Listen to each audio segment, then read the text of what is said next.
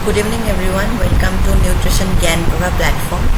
So as you all know that the exam is very nearby, so बहुत ही जल्दी exam होने वाला है आप लोगों का। यूजीसी नेट होम साइंस का जो एग्जामिनेशन है वो expected end of this month होना चाहिए, तो और probably in the initial of next month. So definitely it is expected that आप लोग सिलेबस डेफिनेटली आप लोगों का कवर हो चुका होगा। At least right now you are revising and now in this time question and answers, like कैसा question आता है एंड कैसा क्वेश्चन आने वाला है, ये चीज़ बहुत ही ज़्यादा कंसर्निंग है, राइट। तो from our platform we have make sure that आप लोग जो भी कॉन्सेप्ट कर रहे हो उसी के अकॉर्डिंग जो भी क्वेश्चन आने वाला होगा वो एक प्रॉपर एक अंदाज़ा लेके आप एग्जामिनेशन हॉल पे जाओ। तो इसीलिए हम लोगों ने एक प्रॉपर तरीके से जो भी क्वेश्चन आने वाला है from each and every unit, as you know there are we have also mention some of the units here that food and nutrition part, resource management, textile, apparel, communication and extension, and your child development, right, human development. तो ये जो portions आप लोगों ने अभी तक complete किया होगा, from there only we have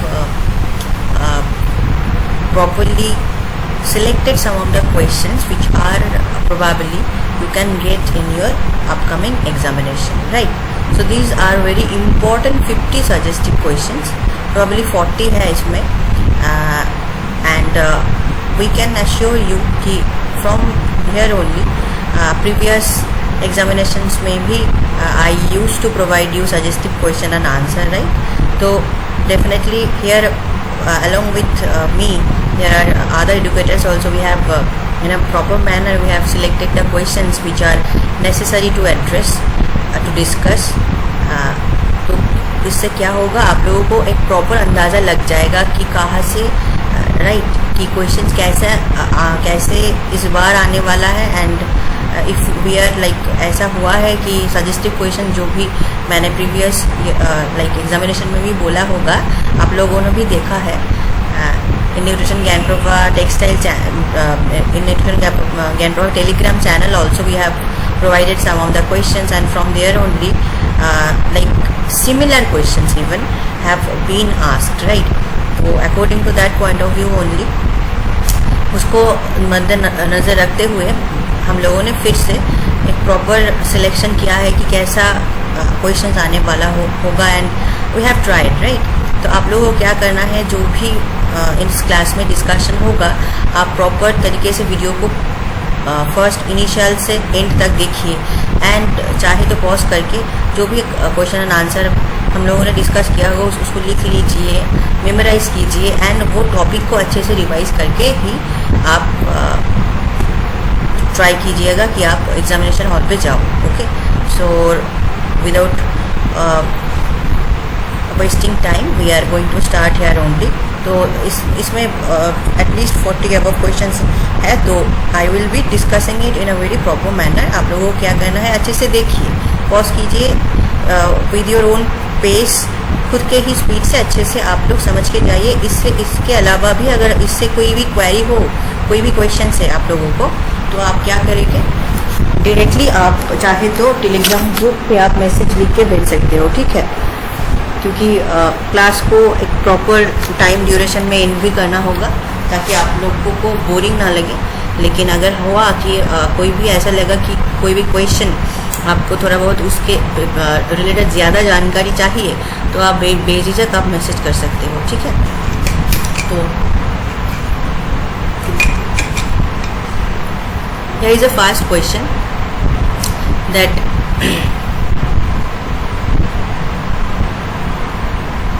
okay, which vitamin deficiency causes night blindness? Okay, तो कौन सा ऐसा विटामिन है जिसके डेफिशिएंसी अगर होगा तो नाइट ब्लाइंडनेस होगा। तो इसका आंसर आप लोगों को मालूम है, that is vitamin A definitely, ठीक है।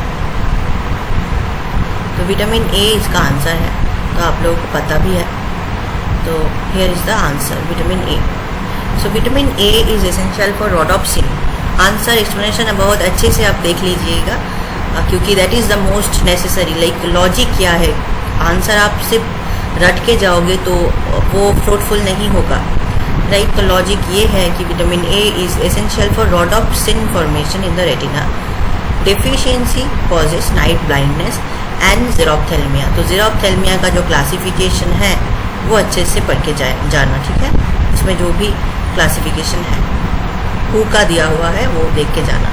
Okay, so the recommended dietary allowance is minimum average nutrients, average requirement of nutrients intake sufficient for nearly all healthy individual और थेराप्यूटिक डोज।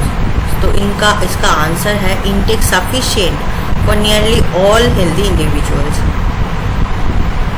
लाइक सभी के लिए जो सफिशिएंट होगा वही आप डेफिनेटली इसमें कंसिडर करोगे। RDA is design to meet the nutrient need of about 97 to 98%। ये जो परसेंटेज है बोला गया है ना, इसे याद रख लेना। तो एटलीस्ट टोटल पॉपुलेशन का 98% जो इंडिविजुअल्स है उन लोगों का जो न्यूट्रिएंट्स का नीड है वो पूरा होना चाहिए, तभी on the basis of that उसको फोकस में रखते हुए ही रिकमेंडेड डाइटरी अलाउंस डिज़ाइन किया जाता है। Next, which food additives act as sequestrant. So is it BHA, is it EDTA, is it MSG और इज इट एस्पर्टम। तो it is definitely EDTA। Full name जो है वो अच्छे से देख लेना, ठीक है। एंड ये क्या करता है, क्यों ए सिक्वेस्ट्रेंट है, क्योंकि ये बाइंड करता है मेटल आयन को एंड प्रिवेंट करता है ऑक्सीडेशन इन फूड, ठीक है।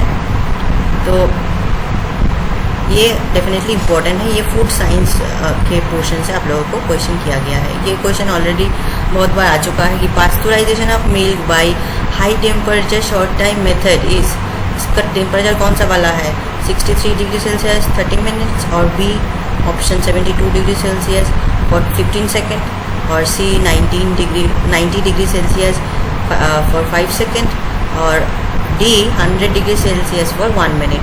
आंसर इसका बी हो जाएगा, ठीक है। That is 72 degree Celsius for 15 second. Explanation क्या है, ये जो इंडिविजुअल टेम्परेचर है ये डिस्ट्रॉय करता है पैथोजेनिक माइक्रो ऑर्गेनिज्म को while preserving the quality of the milk। ये क्वेश्चन ऑलरेडी बहुत बार आ चुका है। आंसर की आप लोगों को पता ही होगा, विटामिन D3। फिर भी ये आ सकता है, ठीक है। जैसे मैंने सभी जो भी क्वेश्चन हम लोग लाए हैं वो सभी आ सकता है, एक्सपेक्टेड है। तो डेफिनेटली अगर 50 क्वेश्चन से 10-12 भी आप लोगों को मैंने एज इट इज़ आपको कॉमन आया तो वो हम definitely that would be very good for us also, तो and you people also, right? So vitamin D3 is known as retinol, argocalciferol। उससे ज़्यादा है तो और भी अच्छा है। जो भी हो आपको अच्छे से पढ़ के जाना है, रिवाइज करो, कॉन्सेप्ट डेवलप करो और अच्छे से दिमाग में लेके फिर एग्जामिनेशन में बैठना। Vitamin D3 is also known as retinol, ergocalciferol, cholecalciferol and tocopherol. आपको ये पता है, आंसर सी है, ठीक है। Next, vitamin D3 synthesize in the skin upon sunlight exposure, जो एक्टिव फॉर्म है, ठीक है। So according to Piaget's object permanence जो है ड्यूरिंग कौन सा स्टेप, मतलब पायजेट का जो थ्योरी है उसमें ऑब्जेक्ट परमानेंस डेवलप कब होता है, is it your pre operational stage, sensorimotor stage, concrete operational stage और फॉर्मल ऑपरेशनल स्टेज। तो ये आंसर सेंसीमोटर स्टेज हो जाएगा। ये 4 ही स्टेज होता है ना। आपको अच्छे से अगर आपके पास कंसेप्ट है तो आपको मालूम है कि आंसर बी होगा। Infants learn that objects continue to exist even when out of sight and that is why the answer is B. Which stage follows the one word stage in language development. एक ही word में जो individual language development का stage है वो कौन सा वाला है, that is telegraphic stage, multi word stage, 2 word stage और बैबलिंग स्टेज। मैं जो माने एक ही वर्ड में बोला जाता है, तो इज इट 2 वर्ड और बैबलिंग। मल्टी वर्ड तो नहीं होना चाहिए। एंड उसके अलावा टेलीग्राफिक स्टेज भी है। तो आंसर आपका ये होगा 2 वर्ड, क्योंकि बोला ही गया है 1 वर्ड में बोला जाता है। तो 2 वर्ड लाइक माँ, बा, पा, राइट। तो एक ही बार में वो उसको प्रोनाउंस कर रहा है, तो इसीलिए वो 2 वर्ड स्टेज हो जाएगा। ये शुरू होता है 18 to 24 months. Adolescent is generally considered, कौन सा वाला एज एडोलेसेंट होगा? अब देख लो, A, B, C, D। Birth से 1 ईयर तो डेफिनेटली नहीं होना चाहिए। 12 to 18 years, 1 to 3 years, 6 to 12 years. तो आंसर होगा आपका 12 to 18 ईयर्स। ठीक है, 12 से 18 साल के अंदर जो बच्चे हो है उनको एडोलेसेंट बोला जाएगा। So this stage include puberty and rapid physical growth. Erikson stage during adolescence is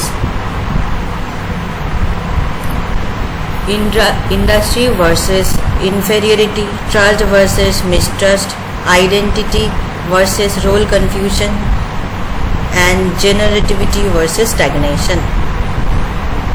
Ericsson का थ्योरी में जो स्टेजेस बोला गया है, ये कौन सा इंडिविजुअल स्टेज है जो एडोलेसेंट में देखा जाएगा? तो आपका आंसर हो जाएगा आइडेंटिटी वर्सेस रोल कन्फ्यूजन, कि जो उसका सेल्फ आइडेंटिटी है उसको उसी एज में क्या करना है, उसका जो एक कन्फ्यूजन देखा जाता है वो एडोलेसेंट स्टेज में डेवलप होता है। तो this is called also identity versus role confusion. Okay, so ये एरिक्सन के थ्योरी में है, वो अच्छे से देख के जाना। The launching stage in family life cycle refers to marriage, birth to first child, children leaving home and retirement। तो फैमिली साइकिल जो एक प्रॉपर साइकिल है वो इम्पॉर्टेंट है। ठीक है, वो अच्छे से आप लोग देखोगे। तो इसमें बोला गया है लॉन्चिंग स्टेज कौन सा वाला होता है, तो वो है आपका children living the home. Parents support children's independence during this stage. तो अगर वो लोग काम के सिलसिले में बाहर जाना मतलब नेसेसरी हुआ, तो क्या पेरेंट्स क्या करते हैं कि वो definitely parents use to support them that yes you can go for your own work, and for that reason they have to even leave their home. So ये जो स्टेज है उसको लॉन्चिंग स्टेज भी बोला जाता है। Rayon is, so now textile. Rayon is a natural fibre. ये भी आ सकता है, ऑलरेडी आ चुका है बहुत बार, घुमा फिरा के आता है, लेकिन आता ज़रूर है। तो आप अच्छे से समझ के जाइए, इम्पोर्टेंट है। सो रेयॉन क्या है by nature? Is it a natural fibre और अ सिंथेटिक फाइबर और अ रीजेनरेटेड फाइबर और अ मिनरल फाइबर? सो आपका जो आंसर है वो हो जाएगा रीजेनरेटेड फाइबर। ठीक है, तो आपको क्या करना है, आपको ये जो नेचुरल टाइप्स है, नेचुरल में आता है, सिंथेटिक में कौन सा टाइप्स है, रीजेनरेटेड में क्या है, एंड मिनरल फाइबर में क्या का, सिर्फ नाम से एक क्वेश्चन पक्का आप पकड़ लो कि आएगा। ठीक है, तो ये एक्सपेक्टेड है कि आ सकता है। तो वैसे ही जो क्लासिफिकेशन है वो अच्छे से थॉरो करके जाना। Okay, which weave is used most commonly in denim? तो अगर डेनिम हुआ तो कौन सा वाला वीविंग यूजुअली यूटिलाइज होता है? Is it satin, is it plain, is it twill और is it dobby? So answer होगा आपका ट्विल। ठीक है, इम्पॉर्टेंट है। टाइप्स ऑफ वीविंग अच्छे से देख के जाना। So twill weave creates diagonal ribs and highly durability. So twill weave इसीलिए डेनिम में यूज होगा। Mercerisation,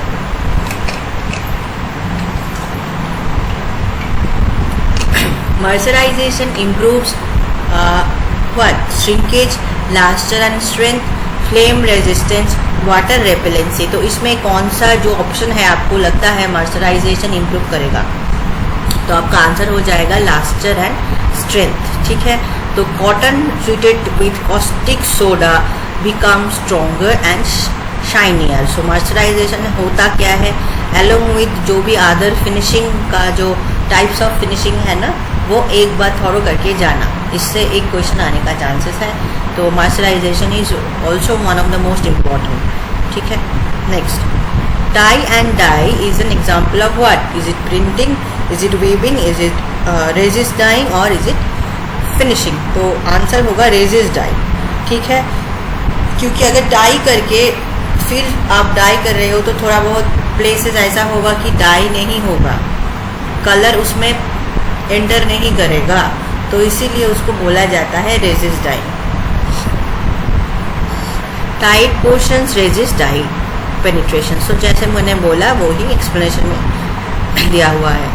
डिनायर is indirect yarn count, direct yarn count, fabric count और रैप काउंट. सो ये आपको मालूम है, this is basically your direct yarn count.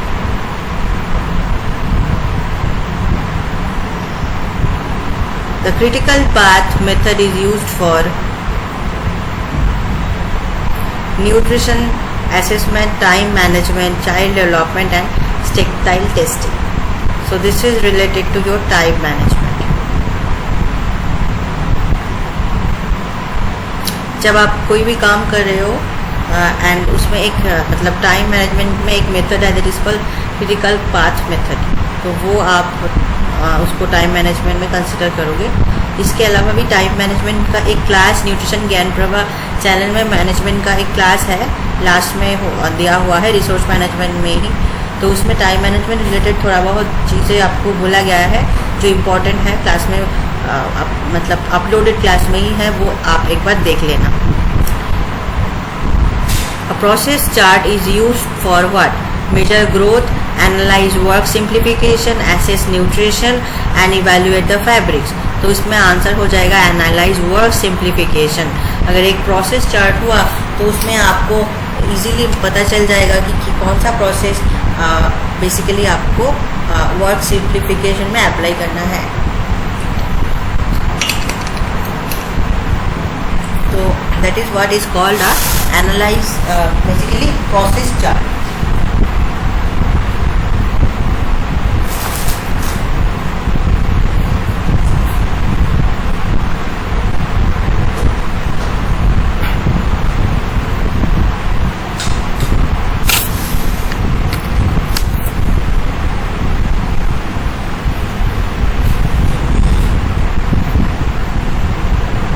Okay, so next question is work simplification aims to increase effort, reduce efficiency, save time and energy and increase cost. इसमें आपको easily समझ में आ रहा है, आंसर होगा सी. ठीक है.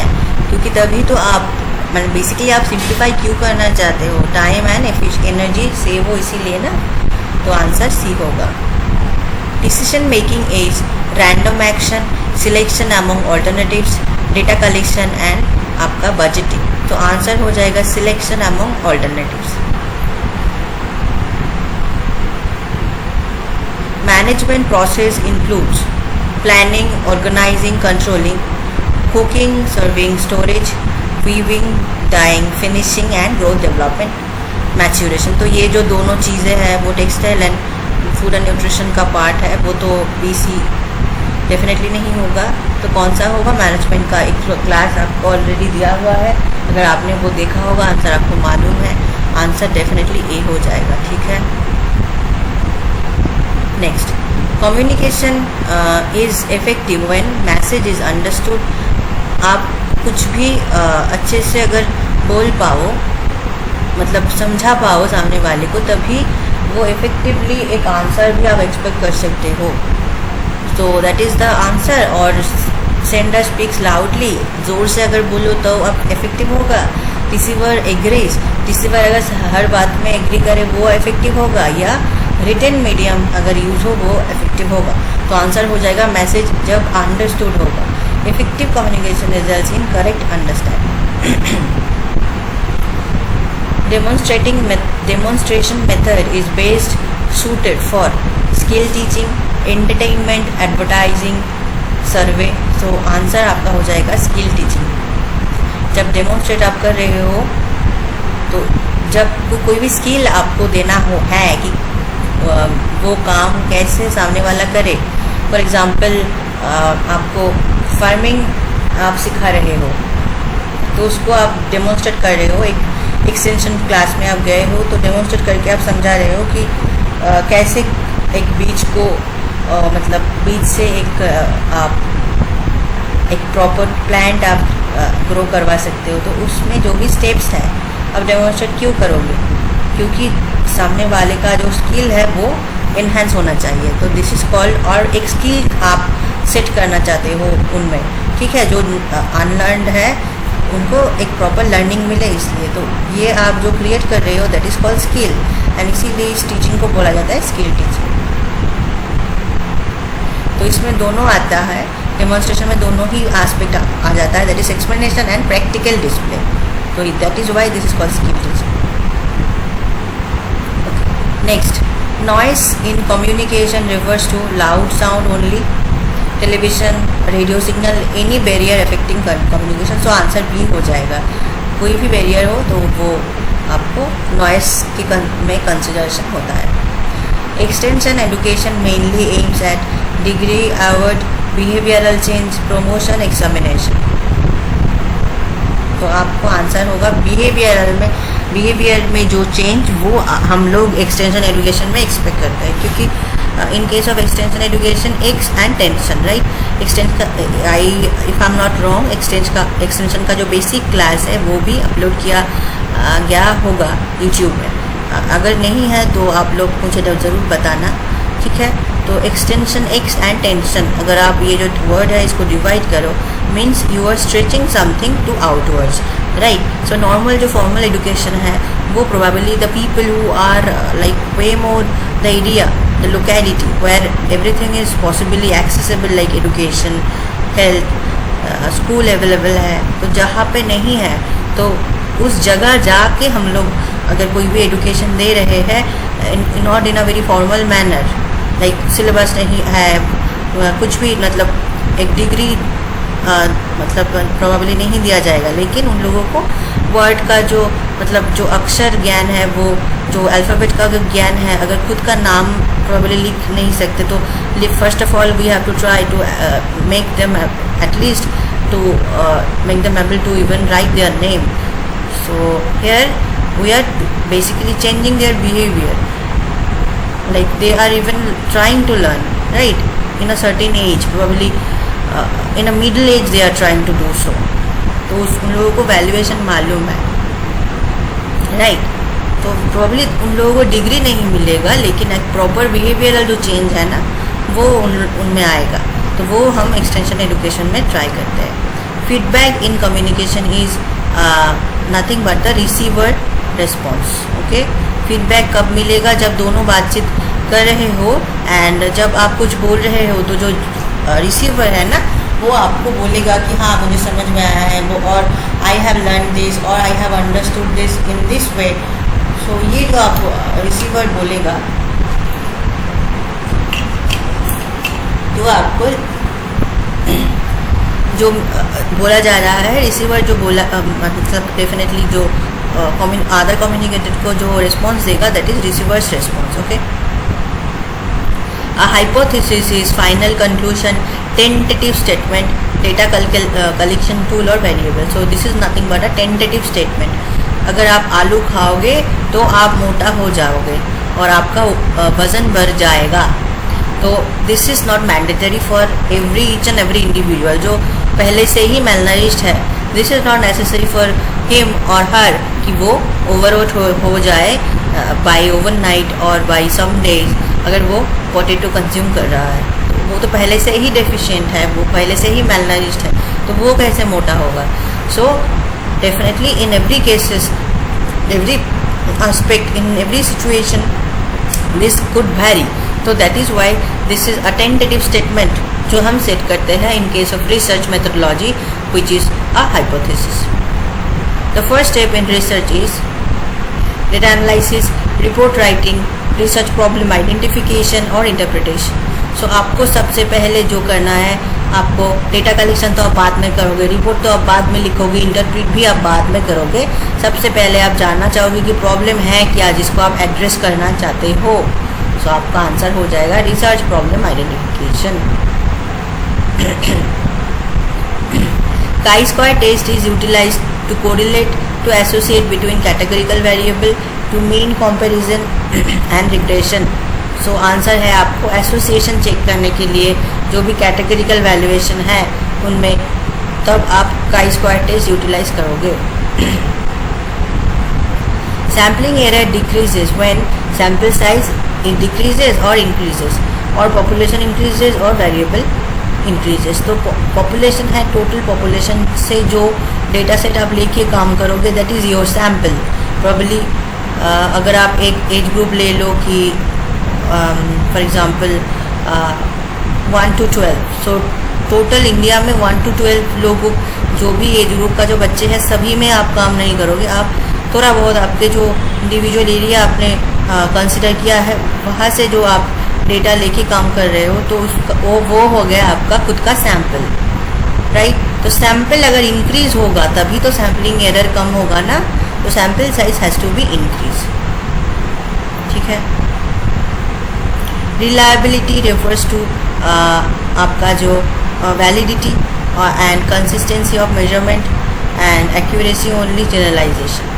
तो अगर रिलायबल होना है तो आंसर है आपको वो आप मान के चलो कि यही सही है, तो आप जब भी एक ही टेस्ट बार बार भी अगर करो, फॉर एग्जांपल मैंने अगर बोल दिया कि हाँ ये प्रूवन है कि आलू खाने से वेट गेन होता है, तो फॉर एग्जांपल एक रिसर्चर ने किया तो उन्होंने देखा कि आलू खाने से मोटापा नहीं आता, बट वो तो मतलब वज़न नहीं बढ़ रहा है, एक ही जगह पे है, और वाई ने देखा तो बढ़ रहा है, जेड ने फिर से देखा तो देखा जाएगा कि एक ही जगह पे है। तो क्या होगा, एक ही टेस्ट अगर 3 अलग अलग आदमी individual are doing and separate result are coming, that means the research is not reliable. मतलब आपका जो टेस्ट है, मेथोडोलॉजी है और जो इंस्ट्रूमेंट है वो स्टेबल रिजल्ट नहीं दे रहा है, तो उसमें कंसिस्टेंसी नहीं है। Is it clear?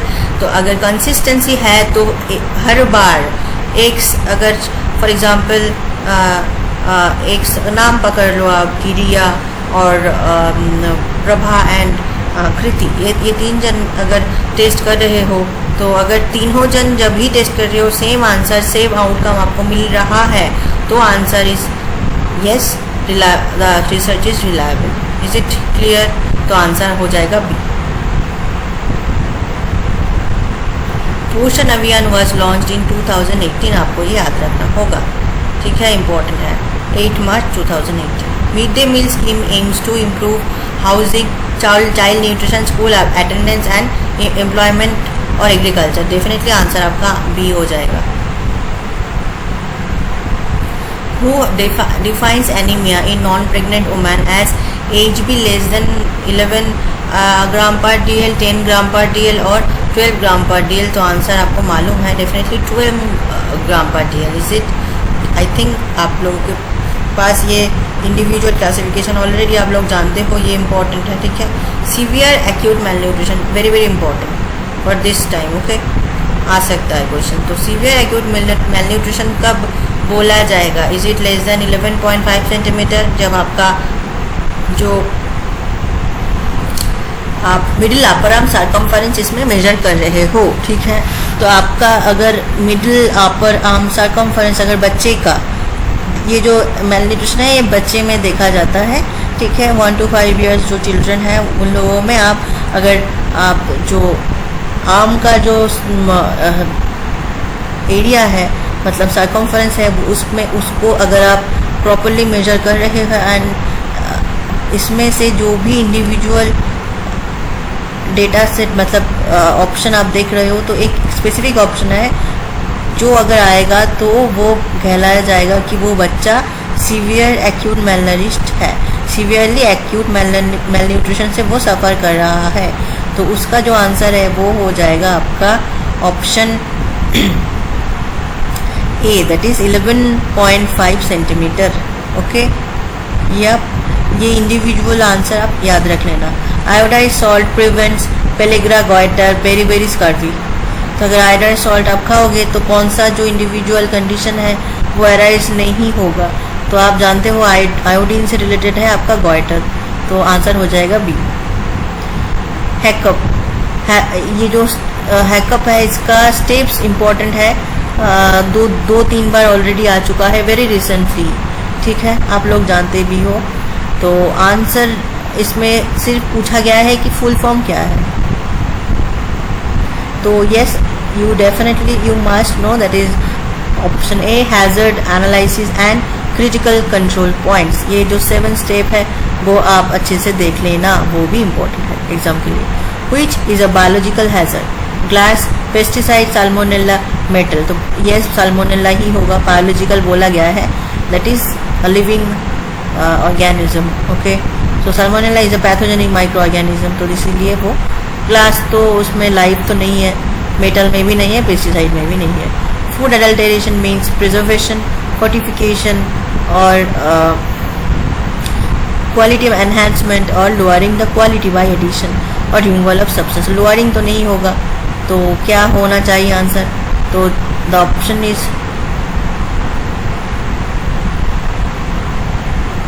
Sorry, I think the answer इसमें जो बोला गया ओके, फूड एडल्टेरेशन, तो आंसर सही है, सॉरी।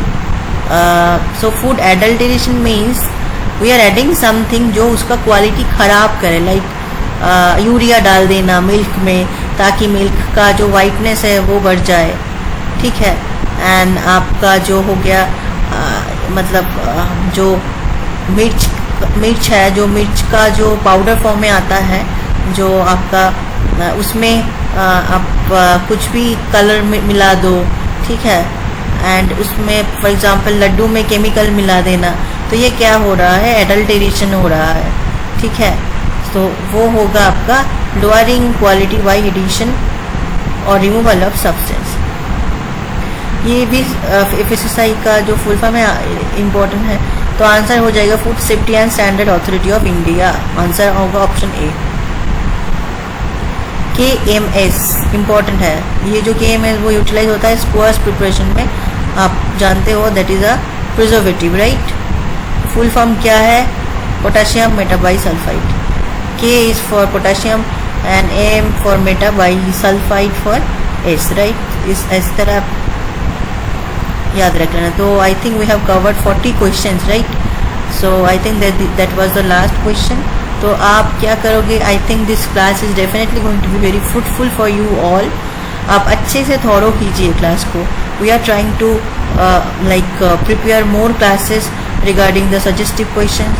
जो सही में सजेशन है वो ही हम आप लोगों को प्रोवाइड कर रहे हैं कि हाँ ऐसा ऐसा क्वेश्चन आ सकता है, तो आप इसको सीरियसली लीजिए, टॉपिक को अच्छे से कवर कीजिए एंड रिवाइज कीजिए, ठीक है।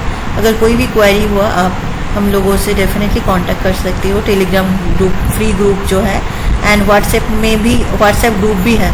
अगर आप किसी को भी लगता है कि आप ग्रुप में ऐड ऑन होना चाहते हो तो न्यूट्रिशन ज्ञान प्रवाह टाइप आप कर सकते हो टेलीग्राम में जाके, एंड जो भी ग्रुप आएगा उसमें आप ज्वाइन कीजिए, हैं, ठीक है ना। एंड आप अगर चाहे तो कोई भी क्वेरी अगर आपको है अब आप पूछ सकते हो। So thank you, and I definitely do revise all the question very carefully, and definitely आप लोगों का जो एग्ज़ाम है वो ही अच्छे से उसको ही फोकस में रखते हुए हमने क्वेश्चन सिलेक्ट किया है। तो we are hoping best for you, and thank you, and next class में फिर से मिलता है, ठीक है ना। Thank you.